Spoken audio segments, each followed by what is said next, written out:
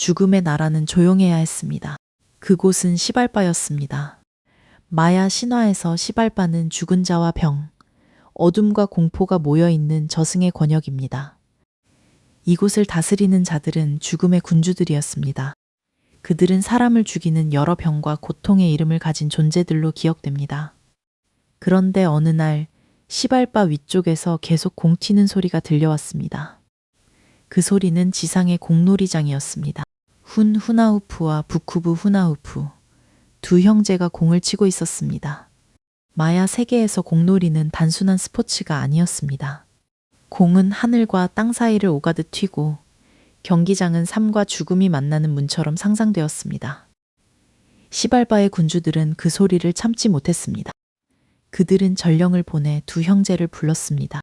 겉으로는 경기를 하자는 초대처럼 보였지만 실제로는 함정이었습니다. 두 형제는 저승으로 내려갔습니다.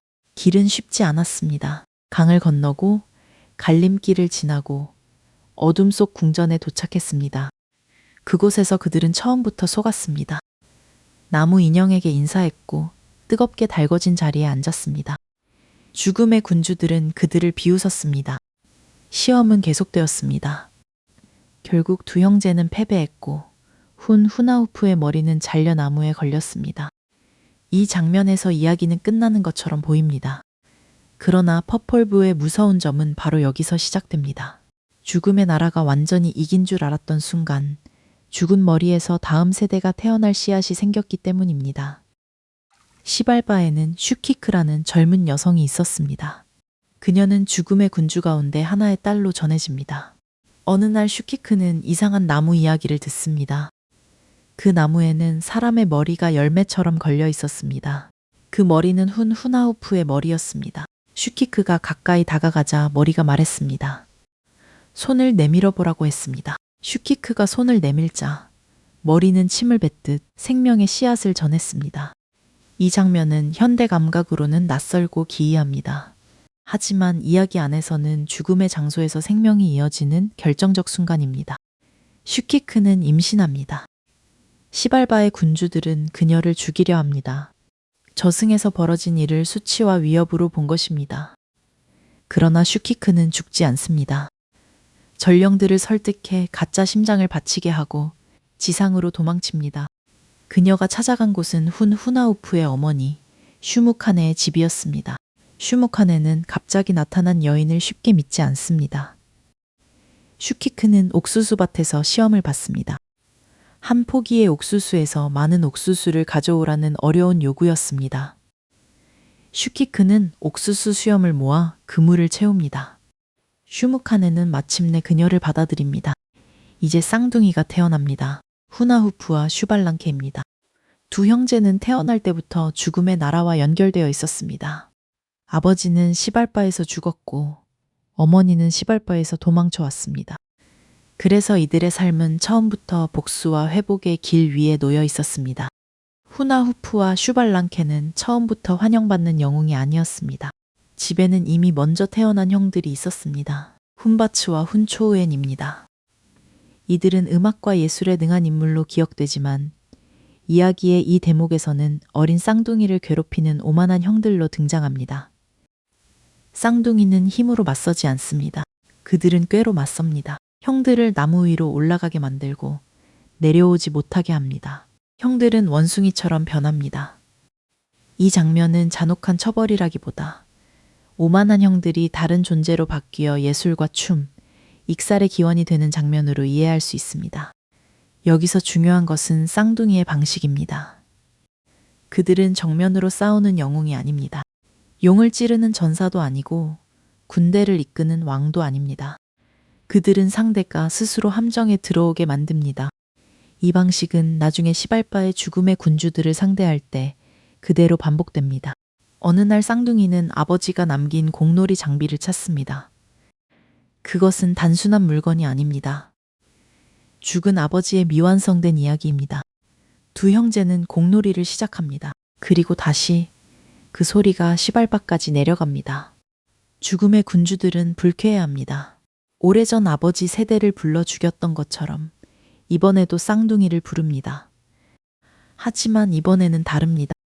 아버지 세대는 함정을 몰랐습니다. 쌍둥이는 이미 이야기를 물려받았습니다.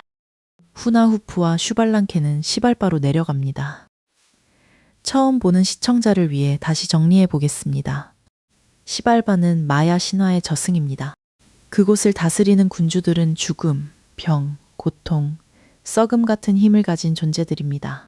쌍둥이는 그곳으로 아버지의 죽음을 되갚기 위해 내려갑니다. 길에는 강이 있습니다.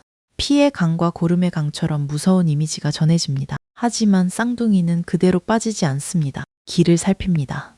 궁전에 들어가자 군주들은 예전처럼 속이려 합니다. 진짜 군주 대신 나무 인형을 앉혀놓고 인사하게 만듭니다. 뜨거운 자리도 준비되어 있습니다. 아버지 세대가 걸렸던 함정입니다. 쌍둥이는 속지 않습니다. 그들은 작은 벌레, 모기 같은 존재를 이용해 군주들의 이름을 알아냅니다. 이름을 안다는 것은 상대를 알아본다는 뜻입니다.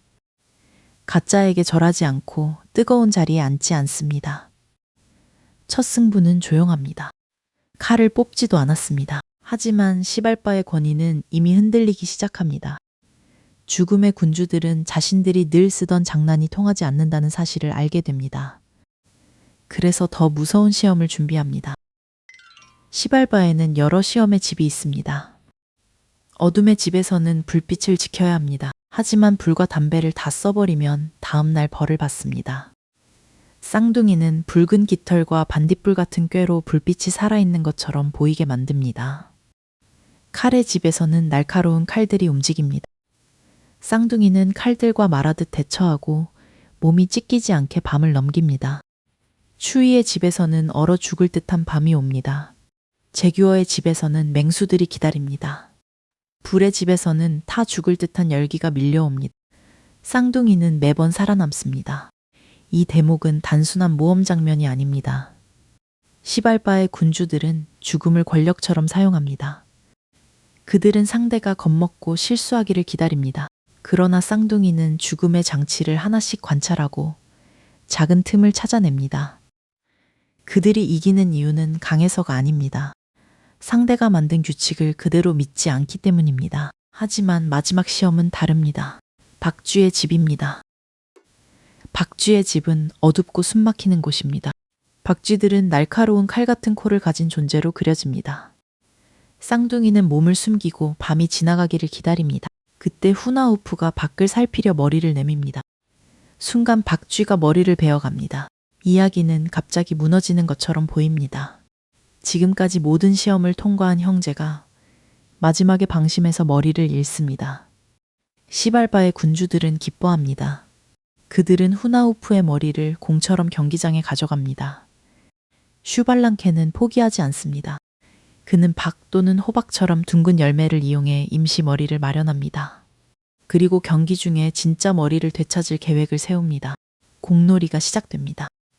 죽음의 군주들은 사람의 머리를 공처럼 다루며 조롱합니다. 하지만 바로 그 조롱 때문에 허점이 생깁니다. 토끼가 공처럼 튀어 달아나고 군주들이 그쪽으로 시선을 빼앗긴 사이 쌍둥이는 후나후프의 머리를 되찾습니다. 후나후프는 다시 온전해집니다. 이 장면은 앞으로 벌어질 더 큰 반전의 예고입니다. 쌍둥이는 잃어버린 몸을 되찾을 수 있습니다. 죽음의 군주들이 승리라고 믿는 순간을 오히려 속임수의 무대로 바꿀 수 있습니다. 쌍둥이는 여러 시험을 통과했습니다. 하지만 여기서 중요한 질문이 생깁니다. 시험을 통과하면 정말 이긴 것일까요? 시발바의 군주들은 또 다른 시험을 만들 수 있습니다. 죽음의 권력은 계속 자기 규칙을 바꿀 수 있습니다. 그래서 쌍둥이는 단순히 살아남는 길을 택하지 않습니다. 그들은 더 위험한 길을 고릅니다. 죽음을 피하는 것이 아니라 죽음을 이용하는 길입니다. 쌍둥이는 장작불 앞에 섭니다. 그리고 스스로 불 속으로 들어갑니다. 그들의 몸은 불타고 뼈는 갈려 물에 뿌려집니다. 시발바의 군주들은 이번에는 정말 끝났다고 생각합니다. 하지만 포폴부의 세계에서 죽음은 마지막 문이면서 동시에 변화의 문입니다. 며칠 뒤 쌍둥이는 물속에서 다시 나타납니다. 처음에는 물고기 같은 모습으로, 그 다음에는 떠돌이 제주꾼처럼 세상에 돌아옵니다. 이제 그들은 정체를 숨깁니다. 그리고 시발바 전체를 마지막 공연으로 끌어들입니다. 후나후프와 슈발랑케는 떠돌이 제주꾼처럼 나타납니다. 그들은 놀라운 일을 보여줍니다. 집을 태웠다가 다시 멀쩡하게 만들고 서로를 죽였다가 되살립니다. 사람들은 그 재주에 넋을 잃습니다. 소문은 시발바의 군주들에게도 들어갑니다. 죽음의 군주들은 궁금해합니다. 자신들이 죽인 줄 알았던 존재들이 돌아왔다는 사실을 모르고 그저 재미있는 재주를 보고 싶어 합니다. 쌍둥이는 시발바 궁전으로 불려갑니다. 그들은 신분을 밝히지 않습니다. 대신 공연을 합니다.